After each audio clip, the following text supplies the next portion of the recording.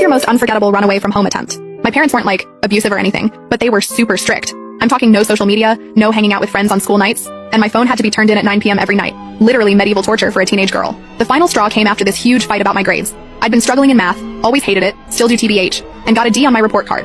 My parents flipped. They took my phone for a month, banned me from seeing my friends, and made me spend weekends doing extra math worksheets instead of anything fun. I was texting with my best friend Charlotte at school about how unfair it was, and she was like, just come stay with me for a few days, my parents won't care. Her family was mad chill compared to mine. Her mom let her have boys in her room with the door closed. I was jealous AF. So I decided to run away. Now I wasn't completely stupid. I knew I couldn't just disappear forever. I was thinking like a 3-4 day protest to show my parents they were being unreasonable. Maybe they'd realize how much they missed me and stop being so strict. I packed a backpack with like the absolute essentials. 3 t-shirts, my favorite hoodie, a pair of jeans, some underwear, my school makeup bag, and like $43 I'd saved from birthday money. I also took this silver necklace my grandma gave me that I thought I could maybe sell if I needed more cash. Teen logic, LOL. I waited until everyone was asleep, probably around 1 a.m. Our house had this super creaky wooden hallway, so I literally practiced walking through it for weeks before I ran away, finding exactly where to step to avoid making noise. I felt like a ninja that night, swear to God. The plan was to walk to this 24-hour convenience store about a mile away and call Charlotte to come get me. But here's where everything went sideways. Charlotte's phone was dead, like completely off, no response. I tried calling her house phone. Yes, they still had one. But her dad answered, and I panicked and hung up. So there I was, sitting outside this 7-Eleven at 2 a.m., no ride,